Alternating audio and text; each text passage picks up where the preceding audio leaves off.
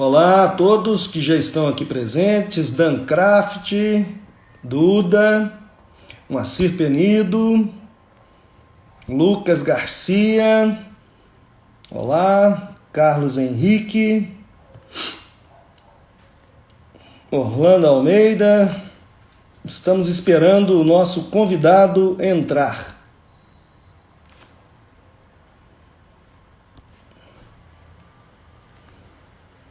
Deixa eu mandar um convite para ele aqui que facilita.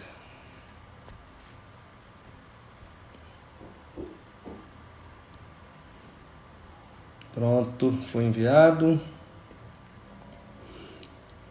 Há pouco nós fizemos um teste. Olá, Bernardo. Olá, Núbia. Olá, Enzo.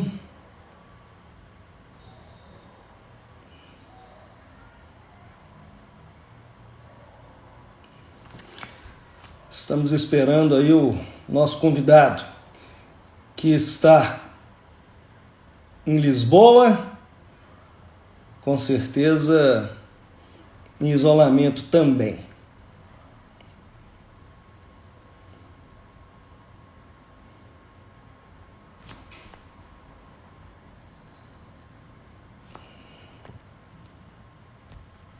Otacílio.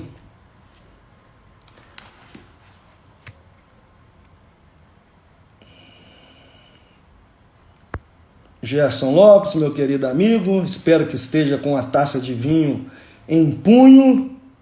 O Otacílio acabou de entrar, então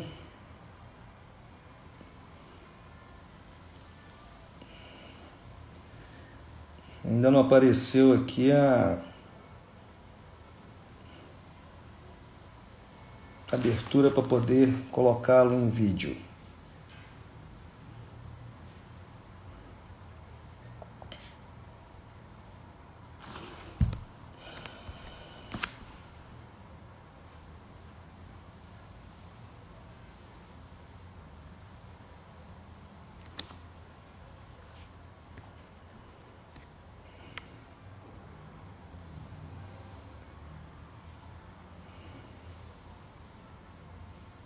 Otacílio? Cadê você, Otacílio? Otacílio, se estiver me ouvindo, porque você já entrou, saia, por favor, e entra de novo, para poder eu autorizar a sua entrada. Olá, Cristina Fonseca, que tivemos ontem juntos em Patos. Pedro, você está gostando da minha jaqueta? Te vendo baratinho.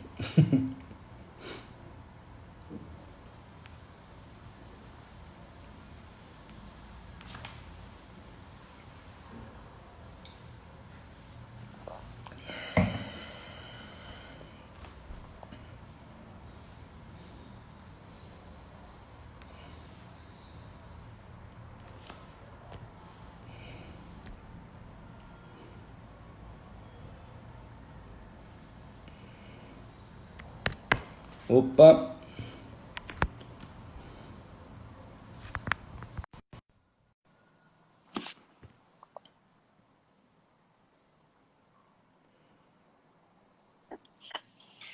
Muito bem, Otacílio. Prazer em revê-lo. Eu Ainda que eu que digo, virtualmente. eu que eu digo, e estou muito honrado de estar aqui, tendo a oportunidade de prestigiar você, prestigiar o seu escritório, que tem muita história, mais de 100 anos, e é um Obrigado. privilégio para mim. Muito obrigado. Você está em Lisboa hoje? Continue. Estou em Lisboa, está uma noite muito agradável, incrível, uns 23 graus, sem vento, uma beleza, uma maravilha. E a lua brilhando no céu. Espetáculo. Espetáculo. Muito bem. Nós estamos aí, são 18h05. As pessoas, nós já temos aí 20 pessoas nos assistindo. Acabou de entrar a Cissa, minha querida amiga e sócia da LexNet, que tem a sua filial, a sua sede em São Paulo, mas está esparramada por todo o Brasil. E aqui já tem muitos amigos. A Tereza também, Tereza Castro. O Dan Craft está aí conosco, diretamente do Montreal. Canadá. Ele foi o primeiro a entrar. É um privilégio para mim estar aqui conversando com vocês. E eu prometo o seguinte: vai ser uma conversa muito clara, sem economês, objetiva e de forma que as pessoas que eventualmente tenham dúvidas fiquem à vontade para fazer a pergunta. E aí o nosso anfitrião, Stanley, passa para a minha pergunta e a gente vai poder trocar ideia. Bom, eu vou então dar início oficial à nossa conversa. Saúde, fé e boa noite a todos. Muito obrigado pela presença. O meu amigo Otacílio Soares, e que por muitos é tratado carinhosamente de Tatá. Eu conheci o Otacílio há mais de 30 anos. A gente, então, somos amigos de infância, naturalmente. E foi quando ele era diretor do extinto CCF, Banco Crédit Comercial de France. Foi lá que eu conheci o Otacílio, na Rua Timbiras, se eu não estou enganado, onde que era a sede aqui em Belo Horizonte do banco.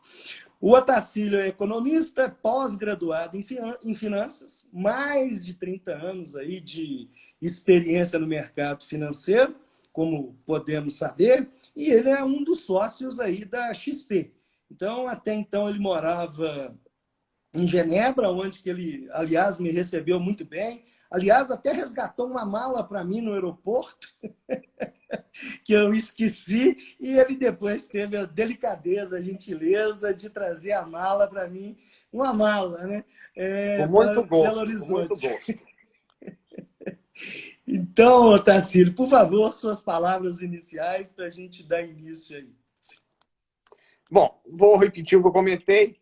É uma honra para mim estar aqui conversando, sendo convidado seu, que representa um escritório tão reconhecido em nível nacional, com mais de 100 anos de história e com muitas histórias, com muitos bons clientes, com muitas causas ganhas e clientes felizes, satisfeitos. E para mim estar aqui com vocês, para poder trocar uma ideia sobre esse momento tão peculiar dos mercados, da economia, e espero de alguma forma poder somar para que cada um, ao conhecer mais, ao saber mais sobre o assunto de finanças, de investimentos, de aplicações, tenha condições de poder tirar suas próprias conclusões e investir melhor. Esse é o foco da nossa empresa, da XP, que foi criada há cerca de 20 anos e que tem crescido bastante, não só no Brasil, como também no exterior. Muito bem. Eu não sei porquê, acho que eu encostei a mão. Voltei. Resolvido. Muito bem. O Tatá, o Otacílio, Fique à vontade, tá mesmo, fique à vontade. eu estava aqui esperando a nossa live, tomando aqui uma taça de vinho, que a gente tem que brindar a vida. Nós combinamos, inclusive, de fazer um brinde. Viva! E me veio à cabeça o Paulinho da Viola, com a letra da música dele, Pecado Capital, que tem lá o refrão, fala que dinheiro na mão é vendaval, dinheiro na mão é solução, é solidão, e aí vai. Então, vamos começar aí com o Paulinho da Viola, e eu vou te falar o seguinte: em 2015, um deputado aqui, até de Minas Gerais, ele apresentou um projeto de lei extinguindo o dinheiro em espécie. Por vários motivos que ele dá na justificativa do projeto dele, o projeto de lei 45 de 2015, mas a gente sabe muito bem que a moeda ela reflete a alma do povo. O exemplo vivo disso é o norte-americano, que lá em 71 deixou de fazer a conversão do dólar em ouro, né? Em 71 foi o Richard Nixon. E com isso, justamente para poder que os cidadãos, que os nativos depositassem, né, as suas economias e a sua esperança, a sua fé no Estado. Muito bem. Me permita a observação. Pois Isso não. é o folclore. É o folclore. Esse é o que foi divulgado. Mas, na Ótimo. realidade, Conta pra nós. o que aconteceu na ocasião é o seguinte. Vocês devem saber quem foi uma figura muito conhecida na Europa e no mundo, que era Charles de Gaulle.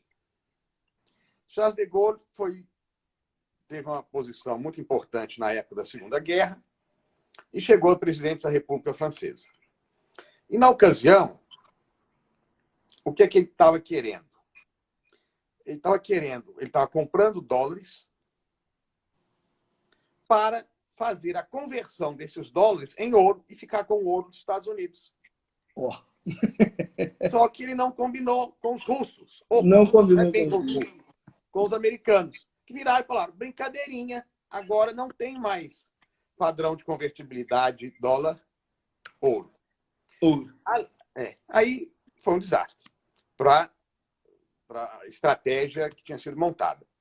E tinha uma questão também de economia, que, à medida que uma economia cresce, a base monetária tenderia a crescer também. Ou seja, seria importante que o Estado imprimisse mais moeda para girar os seus ativos.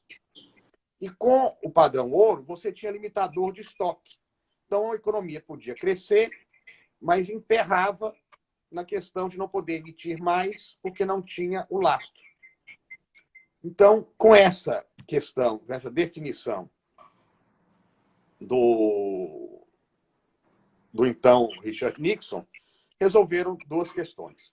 A de imprimir moeda à medida que fosse necessário para a economia crescer e evitar que o ouro americano fosse trocado e caísse nas mãos francesas.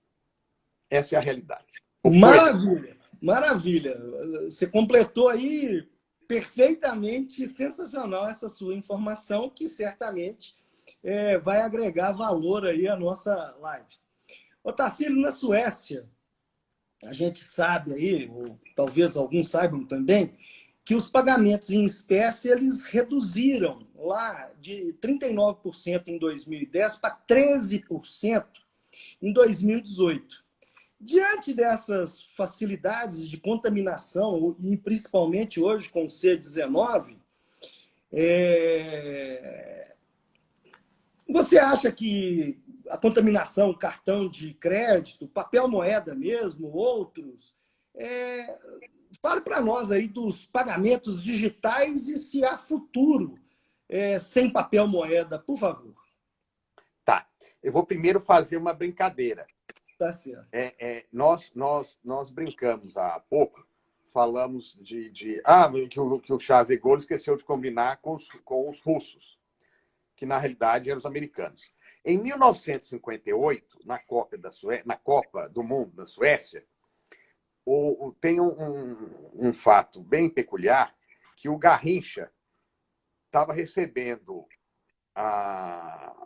as determinações do então técnico da seleção brasileira. Não, você vai fazer aqui, você vai para a direita, vai para a esquerda e tal, e faz o gol.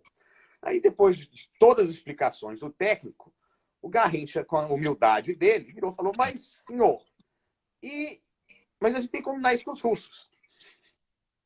Então, vou fazer essa puxada de Suécia e russo e Garrincha e tal, falar, olha, para acabar com o papel moeda, tem que combinar com a população também. Agora, essa é uma tendência. E é uma tendência que no Brasil não está ainda tão forte como ela já existe na Ásia e principalmente na África. O que pode causar até uma estranheza. E na África, pelas dificuldades logísticas de cidades de segurança e tudo mais, os aplicativos de celular que permitem a troca de titularidade de dinheiro são muito, muito, muito utilizados pela população mais simples, inclusive. E isso permite até uma grande rastreabilidade por parte do governo. Você sabe que a conta estava no fulano, que foi para Beltrano, que foi para Ciclano, e por aí vai. Então, existe uma maior segurança por parte física da população, existe uma maior segurança em termos higiênicos e existe também uma maior segurança em aspectos de compliance e de lavagem de dinheiro, que você consegue rastrear o dinheiro de forma mais fácil. É inquestionável que é uma tendência, mas que não é algo que vá acabar em poucos anos. Eu queria só comentar, no meu caso específico, que morei muitos anos na Suíça. A Suíça tem a maior moeda em curso no mundo, que é uma moeda de 1.000 francos suíços, que é aproximadamente $1.000, um pouquinho mais de $1.000. E vários bancos centrais do mundo e instituições de segurança questionam a razão de ter uma moeda desse patamar, que facilita muito o trânsito, etc. Mas o suíço gosta de andar com dinheiro no bolso. Ele se sente feliz com dinheiro no bolso, dinheiro zinante. Chega a ponto de ter uma legislação que diz que quaisquer pessoas que não tenham pelo menos 5 francos no bolso são considerados indigentes e, portanto, podem ser indigentes, podem ser tirados da rua e questionados pelas autoridades sobre o que estão fazendo, etc. Então, é peculiar isso. Mas é uma tendência, e existem aplicativos de grandes empresas, por exemplo, o WeChat na China, que você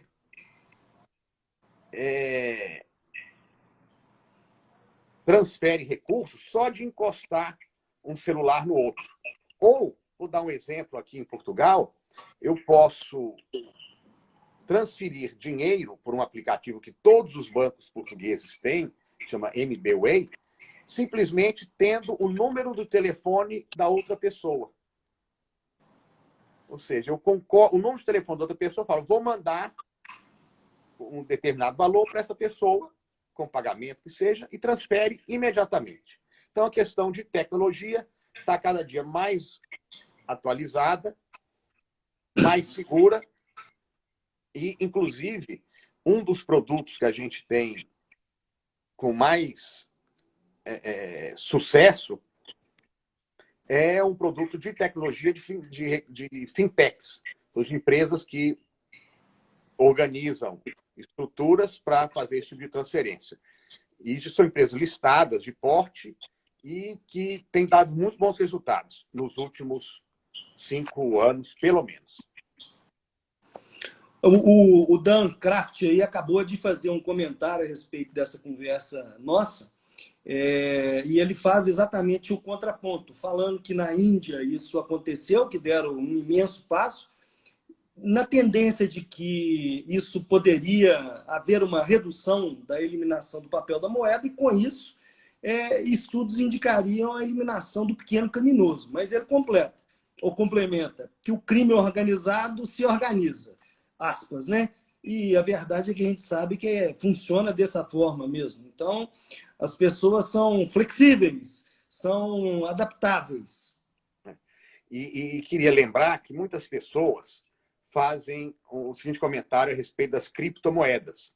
A criptomoeda vai facilitar as transações relacionadas ao crime organizado. Pode até ser.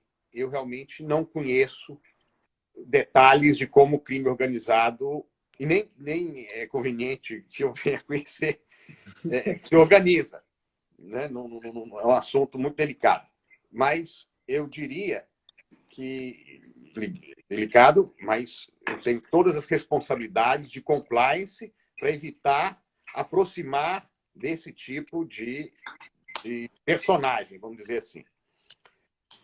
Mas as transações feitas por criptomoedas e por sistemas de transação tipo WeChat, MBWay, usados por fintech, são facilmente acompanhadas, se necessário, pelas autoridades. Ok. Bom, vamos passar para um outro assunto, porque a gente precisa de ganhar esse conhecimento seu, passar um pouquinho para nós, né? Fale para nós, Otacílio, por favor, dos estímulos financeiros globais e se eles são suficientes para combater os atuais problemas econômicos e também no Brasil, ou principalmente aqui no Brasil, nesse momento, principalmente também do C-19. Tá. O que as autoridades monetárias hoje estão fazendo no mundo inteiro, ou praticamente no mundo inteiro?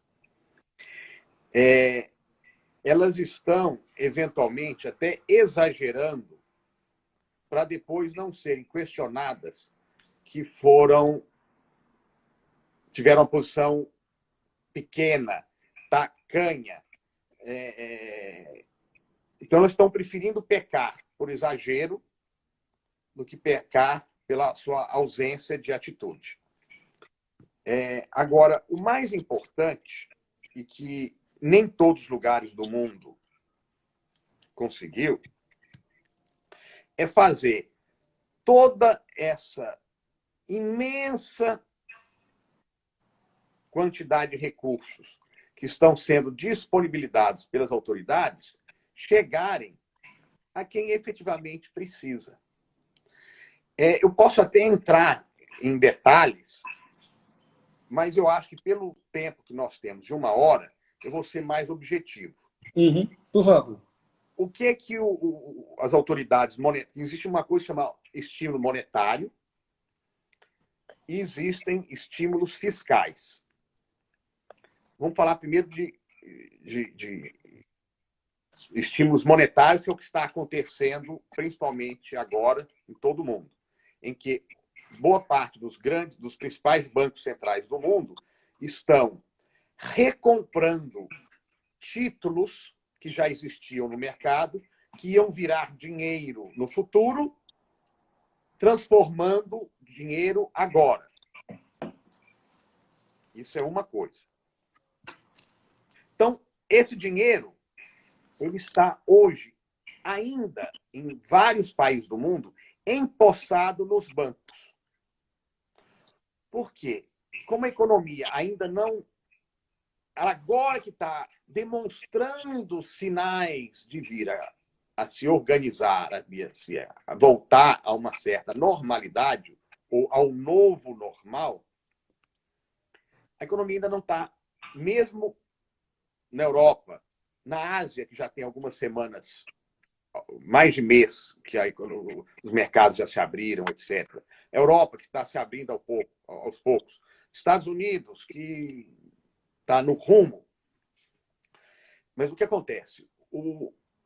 Para o dinheiro chegar na mão do pequeno empresário ou do médio empresário, ele tem que dar uma garantia para o banco. Mesmo que parte dessa garantia seja dada pelo governo, como é o caso hoje. Mas, no final das contas, se essa pessoa não pagar, o banco que transferiu os recursos para essa empresa ou para essa pessoa é que vai, no final das contas, ficar com a maior parte do prejuízo. Ou com um balanço feio. E é um negócio delicado. Eu vou dar o exemplo da Suíça, que é um país pequeno, muito mais fácil de administrar e organizado, em que o governo foi muito claro para os bancos. Olha, você, banco, tem a obrigação de transferir recursos para as empresas ou para os agentes econômicos que precisarem, bastando que eles demonstrem o que vão usar e mostrar, através de balanços, instrumentos contábeis, o que fizeram no ano passado e por que vão precisar desse dinheiro para esse novo período. E eu, governo, eu, Banco Central Suíço, vou garantir a totalidade do seu crédito. Mas, banco, você tem que me provar que analisou. Se você não tiver analisado adequadamente, o risco é seu. Mas se você tiver analisado adequadamente, o risco é meu. Então, naturalmente, os recursos foram sendo transferidos dos bancos para as empresas. Então, a economia consegue girar mais fácil. Agora, em determinados lugares, como o Brasil, é mais complicado, porque o governo não está dando garantia total e os bancos têm dificuldade por uma série de questões, eventualmente até históricas, dos instrumentos contábeis não serem tão realistas como deveriam, em transferir esse recurso para a economia real. Mas, em termos práticos, o que está acontecendo? À medida que tem um grande estímulo financeiro, existe uma tendência aos ativos reais se valorizarem. E quais são esses ativos reais? São, por exemplo, ações de boas empresas.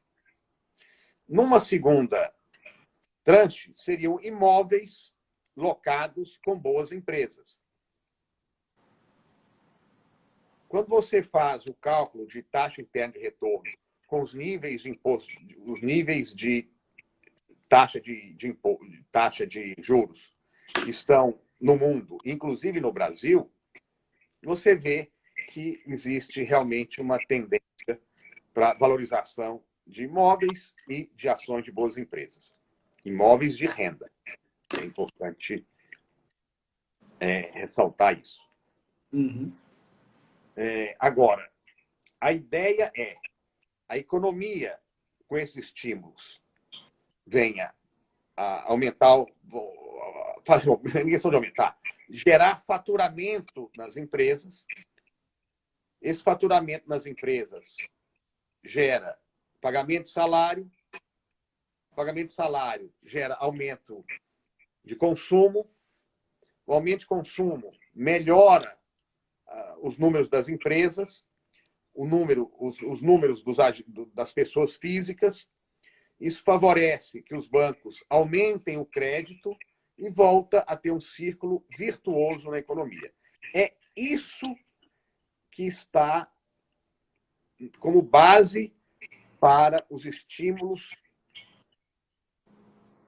financeiros que os bancos centrais estão procurando fazer nos diversos países.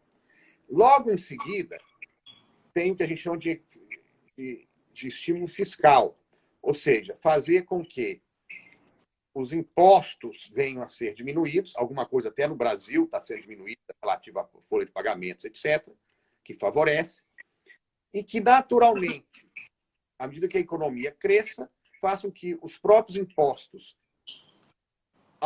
o volume de arrecadação aumente e gere recursos para o governo diminuir a dívida interna. Porque o que está acontecendo é que os governos estão se endividando para melhorar a economia. Então, é imprescindível que a economia aumente para que o nível de endividamento não torne uma questão sufocante. Se um país tiver um nível de endividamento elevado, naturalmente os agentes econômicos vão procurar tirar seus recursos desse país e transferir para países que eles acreditem que vão ter os seus recursos mais seguros. Um exemplo que muito se comenta: como alguns países da Europa conseguem ter taxa de juros negativa. Vou dar novamente o exemplo da Suíça, que é o top nessa questão, em que você aplicava, ainda pode aplicar, mas num título do governo suíço que vai render menos 1% ao ano por 10 anos. Aí a pessoa fala, bom, mas peraí, eu vou aplicar 100 e daqui a 10 anos vou receber 90? Mas que isso é burrice? Não. É a certeza de que você vai ter 100, você tem hoje 100, mas com certeza você vai ter pelo menos 90 daqui a 10 anos. O raciocínio não é tão simples, porque tem outras coisas no meio do caminho. Mas, simplificando ao máximo, é mais ou menos isso. Só que quem tem hoje aquele 100 já aplicado, o título que entre aspas, ele, na realidade, o título já existente no passado, ele é válido, então você não vai ter o menos 1 ao ano. Mas se for algo começando agora, você aplica 100 para isso, porque sabe que vai ter os 90. Tá certo.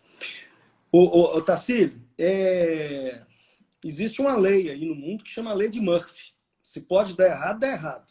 Esses estímulos aí que as autoridades estão fazendo, estímulos fiscais, financeiros, né, monetários, podem dar errado. Podem dar errado. E esse poder dar errado, ele começa com a eventual falta de capacidade de fazer que esse estímulo monetário chegue a quem tem que chegar. Eu vou dar um exemplo da minha infância. Eu estou vendo até, tem uns parentes meus de Belém que estão aqui nos prestigiando. Muito obrigado. Nos prestigiando aqui na sua live. Mas eu lembro que eu estava em Belém, na casa de parentes, ia tomar banho. E lá, nós estamos falando da década de 70. E lá era o chuveiro. Lá a água normalmente é quente. Então não tem esse negócio de aquecedor, boiler, coisa parecida. Quase naquela época. Então era aquecedor, se quisesse alguém mais quente, era aquecedor elétrico. Uhum. E de vez em quando, aquele aquecedor elétrico dava uns probleminhas. Você ligava, diminuía a água, não sei o quê, vinha muito quente, ou muito fria, ou às vezes dava até choque. Então, o que os bancos centrais estão fazendo é mais ou menos essa história do chuveiro elétrico de antigamente. Ele vai, na tentativa e erro de fazer com que a temperatura seja adequada, vai tentando acertar. Mas a tendência é errar um pouquinho no início, errar um pouquinho depois, mas acerta.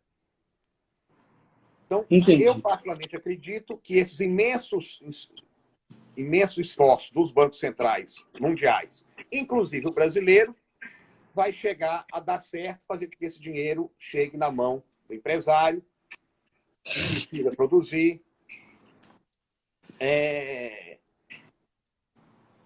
e que precisa gerar emprego e precisa gerar renda para que tenha consumo e tudo mais. E um ponto que fala assim, bom, mas até o Dan está fazendo aqui um comentário, que é a Selic tão baixa. A atração de dinheiro para países como o Brasil não é mais a taxa de juros, e sim a capacidade que o país tem de organizar-se para gerar condições econômicas de crescimento e que isso faça com que seja atrativo para o capital externo. O Brasil, por exemplo, tem uma carência na área de infraestrutura imensa. E existem volumes muito grandes de capital que seriam factíveis de virem para o Brasil, desde que existe uma coisa que chama marco regulatório, em que você, como um advogado de primeiríssima linha, sabe, e outros advogados que estão nos prestigiando aqui nesse evento que você gentilmente me convidou para conversar, que o que é combinado não é caro nem barato. Entretanto, algumas coisas que são combinadas depois não são cumpridas. E quando envolve governo, quando envolve parceria público-privada, quando envolve esse tipo de essas entidades que não cumprem o combinado, isso gera um desconforto e gera falta de atratividade ou mesmo repulsão do capital em relação ao país. Então, o estímulo para países como o Brasil é o ganho de capital oriundo de negócios da economia real, não do mundo financeiro. O Brasil, a República Brasileira, emitiu ontem 2 títulos, um de 5 anos, outro de 10 anos, que tiveram 19 vezes a oferta, ou seja, teve 19 vezes mais compradores do que o que o governo queria vender, que foi um teste. Só que o nível de taxa de juros de 4% ao ano, que para o Brasil é ótimo hoje, mas que em nível internacional, que as taxas estão menores do que essa, você tem taxas que são 3, 4 vezes maior do que a média. E prazos de 5, 10 anos. E não se espera que as taxas de juros globais venham a baixar de forma considerável mais, ou que venham a aumentar muito mais do que a questão hoje. Por isso, essa demanda. E acreditam que, para um volume como esse, que não foi nada espetacular, 3, 4 bilhões de dólares, o Brasil tem a capacidade de pagamento. Então, por isso ele foi bem sucedido. Tarcísio, tem uma pergunta aqui de $1 milhão, perguntando, na sua opinião, Moacir Penido, sobre a relação dólar-real num futuro próximo e a médio prazo. Como que fica isso? Tá, eu vou fazer primeiro uma resposta de economista e depois vou dar a resposta de analista. Não riam das duas, por favor. São sérias. A primeira é a seguinte. Deus criou o câmbio para tornar o economista mais modesto. De uma maneira geral, o economista não é modesto. De um geral, ele é mais arrogante do que a média das pessoas. E a precificação do câmbio é algo assim tão complicado pela miríade de fatores que influenciam no preço de uma moeda que tem que ser realmente humilde. Eu diria que $1 milhão é pouco para quem efetivamente consegue, com consistência, acertar o preço de quaisquer moedas. Seja o real brasileiro em relação ao dólar, seja moedas de países menores. Agora eu vou falar como analista.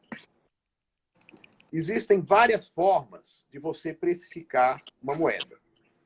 Você pode precificar com paridade de poder de compra, você pode, a partir de uma determinada data, colocar a inflação desse país base, digamos, no caso do Brasil, que é o que nós estamos mais próximos, ou melhor, a maior parte das pessoas da live são brasileiras, né? Mesmo que eventualmente morando fora, eu na Europa, o Dante, que está fazendo algumas perguntas, mora em Montreal, no Canadá. Então, você pode colocar a inflação do Brasil e a inflação americana e juntas chegar num valor de qual seria o preço justo. Agora, então, essa é a resposta do analista. E eu posso falar, um país pode ficar com a moeda acima ou abaixo do preço justo até mesmo anos. E depois ter o que a gente chama de câmbio de equilíbrio. A cotação do câmbio de equilíbrio brasileiro seria algo mais próximo de 4,80. Entretanto, pela miríade de dificuldades que o país tem do ponto de vista fiscal, do ponto de vista financeiro, do ponto de vista político, a possibilidade de nós termos um câmbio de equilíbrio agora é muito pequena. E esse câmbio de equilíbrio, ele equilibra um determinado momento com base em uma série de condições macroeconômicas. Então, quando você está chegando no câmbio de equilíbrio, opa, mudaram as condições macroeconômicas globais como agora. Mudaram, do mundo todo. Então, tem que se recalcular.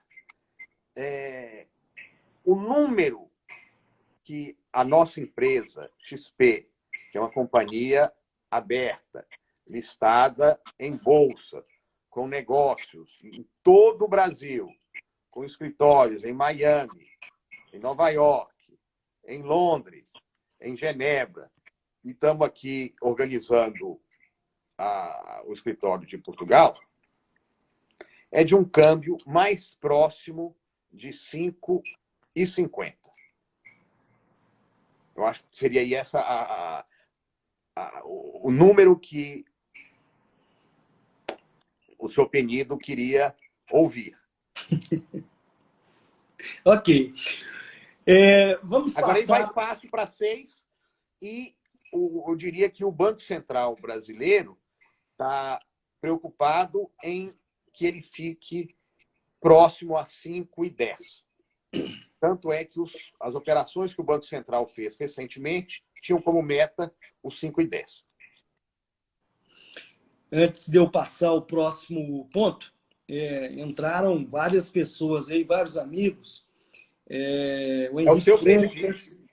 o Henrique Freitas, o Gustavo, meu sócio, a Silvana, sua prima, o Júlio e a Cláudia Arantes, lá de Brasília, meus amigos, o Breno Gontijo, meu sócio de Brasília, o nosso amigo Gerson Lopes.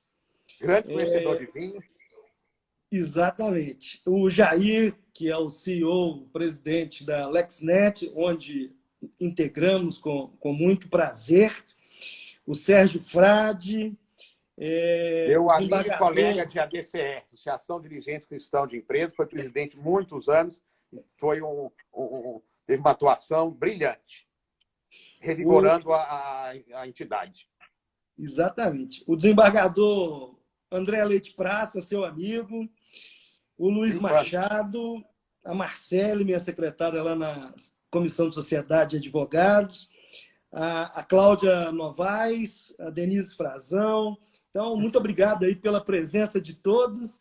E vamos falar um pouco da Ibovespa, que é o principal índice acionário da Bolsa Brasileira, B3, né? Que atingiu sua maior alta aí, recentemente de 120 mil pontos. Nos últimos 2 anos e meio, 1,2 milhão de pessoas, de novos investidores, migraram na B3. A taxa básica de juros da Selic, de 14,25, ela reduziu a 3,75. Muita gente aplicando na Bolsa. A verdade é essa, quase um efeito manada. Eu queria saber o que você me diz disso. Bom, eu vou aproveitar e fazer uma propaganda da nossa empresa. Fique à vontade. A XP é a maior corretora do Brasil, tem a maior corretora do Brasil, a XP Holding. Nós temos o banco, temos a seguradora, temos empresas de informações, como Infomoney, que é nossa, dentre outras atividades ligadas ao mercado financeiro. E muito nos orgulha que a XP nasceu como uma empresa que tinha como objetivo ensinar as pessoas a investir. Porque só ensinando, elas conseguem, ensinando e dando informações consistentes e reais, elas vão ter condições de tirar suas conclusões e investir melhor. E o investir melhor não é somente investir em bolsa. É, por exemplo, não investir em poupança ou em fundos de alguns bancos de varejo que têm taxa de administração que são extorsão.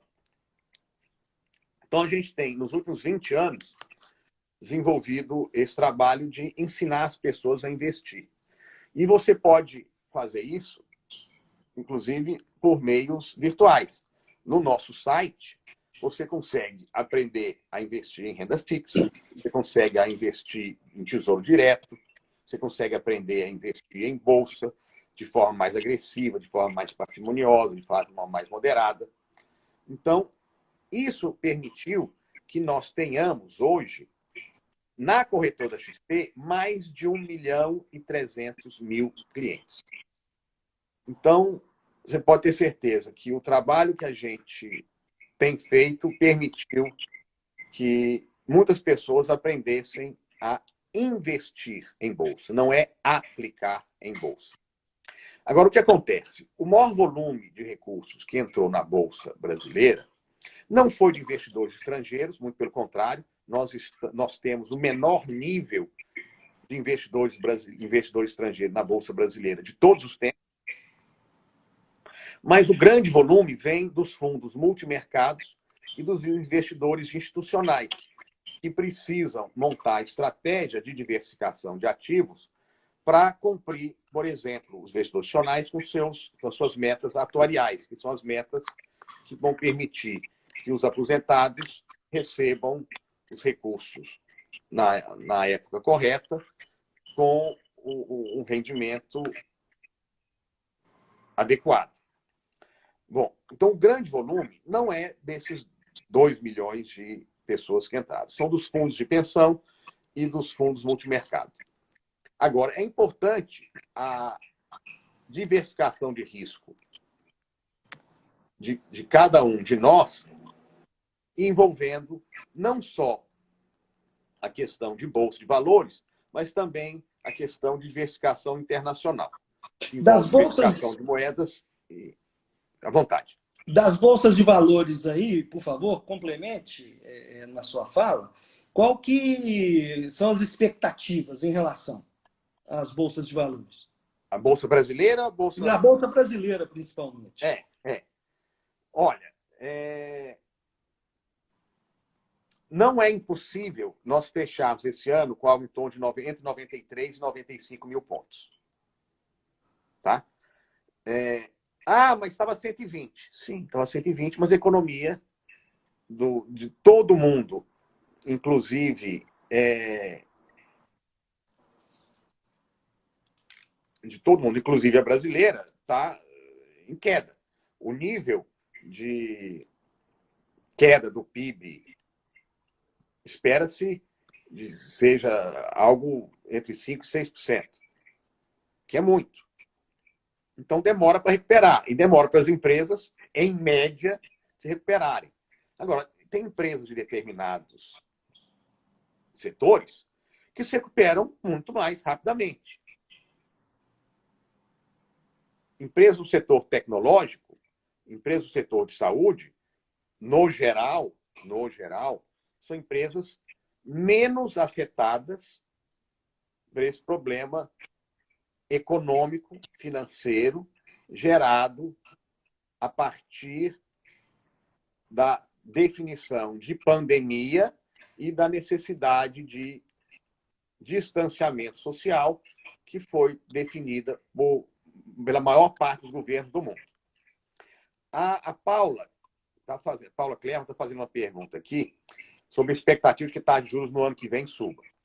A possibilidade das taxas de juros nos principais países do mundo, inclusive no Brasil, subir, no ano que vem, é marginal, é muito pequena. Tá? Para a taxa de juros subir, precisa de alguns pontos. O primeiro, que quem sobe taxa de juros é Banco Central. E Banco Central, na maior parte dos países, ou melhor, em todos os países que tem Banco Central, ele tem a função de ser guardião da moeda, ou seja, fazer com que a inflação não corroa o dinheiro. Por isso, a figura da taxa de juros, para evitar especulação com mercadorias, etc., e que, por conseguinte, faça aumentar a inflação. A economia do mundo todo está mais fraca. a demanda está mais fraca. Por conseguinte, a tendência é de que a inflação no mundo todo seja baixa ou, eventualmente, tenha até deflação. Então, a possibilidade de taxa de juros alta é muito pequena. O que existe, e que talvez seja isso que ela queira me perguntar, é se aplicar em ativos pós-fixados pode ser interessante. Ah, essa é outra coisa. Aplicar em ativos pós-fixados que tenham uma taxa de juros real, digamos, IPCA mais 6, mais 7, isso pode ser muito bom. Só que o que vale a pena nisso não é o fato da inflação, e sim a taxa de juros real que está embutida nesse título. Só que quando algum de nós já pensou em alocar num título desse, outros que não vão no estímulo de manada, que já analisaram os mercados antes, já foram na frente e compraram esse título que hoje está com ágio. Então, o que antes estava em 7, depois estava em 4, hoje está a inflação mais 3 ou coisa parecida. Se a inflação for um número muito próximo de 0, mais 3 vai dar uma taxa próxima do que é a Selic. Porque os ativos tendem a convergirem os seus preços. Os ativos de renda fixa tendem a convergir os preços. Ótimo. A Silvana Gonçalves aqui está pedindo para ficar gravado, assim, ficará gravada, vai ficar lá no nosso Instagram do escritório para poder consultar a hora que for necessário. Uma última questão, Tatá, dentro desse tempo de 1 hora que a gente tem, é sobre as estimulações de aplicações em determinados ativos, ouro, prata, imóveis, fundos imobiliários, de obra de arte, que são de obra de arte e vinhos raros, que são mais difíceis de se ter acesso, né, pelos valores envolvidos, ou outros fundos que você queira falar, o que seriam esses estímulos nessas aplicações e os receios? Bolsa cai, o dólar e a prata também caem, lógico, né? Não necessariamente. Até a tendência é o contrário. A tendência é lógica. Tá? Mas, por exemplo, no primeiro momento, logo depois que foi declarada a pandemia global, todos os ativos caíram, renda fixa caiu, falando em nível global, tá? O Brasil é um outro bicho. Caiu também, mas é de outra forma. A moeda desvalorizou, então caiu via desvalorização de moeda, por exemplo. Os títulos, quanto melhores os títulos, mais caíram no primeiro instante. Porque quem precisava de dinheiro para suas necessidades tinha que vender o que era mais líquido e se consegue vender o que é melhor. Então, ouro caiu e os títulos de altíssima qualidade de crédito também caíram. Mas logo depois, algumas semanas, alguns dias depois, recuperaram o preço. Entendi. Tá? Investimentos de nicho, como você citou, de fundos de obras de arte ou fundos ligados a vinhos de alta qualidade, é um nicho muito específico e com liquidez restrita também. Então, tem que ser analisado caso a caso e depende muito de 2 aspectos. Do volume de liquidez que cada agente econômico tem e da propensão a risco que ele tem. Então, só dá para avaliar esse tipo de ativo para clientes com essa peculiaridade. Entendi. Finalmente, uma última pergunta: como se proteger desses riscos todos do mercado? Se nós estamos vivos, graças ao bom Deus, é porque nós estamos conseguindo, desde a geração do ovo, superar todas as dificuldades, todos os riscos.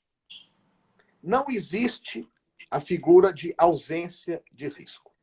O risco é inerente e tem como calcular e tem como se evitar.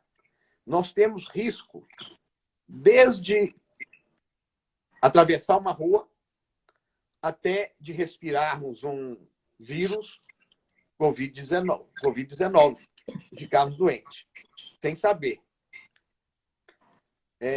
Então, do ponto de vista financeiro, eu posso ser muito claro e objetivo, que existe como se proteger através de uma figura que chama diversificação de ativos. Que é o tal da cestinha, né? São várias cestinhas que permitem que, quando um determinado ativo está prejudicado, um outro ativo vai ser... um vai estar prejudicado, o outro vai estar recebendo uma vantagem geral. Agora, fazer essa cestinha é uma arte. Não é fácil. Liga para o Otacílio, né? Liga para o Otacílio. É bom também, para as ordens.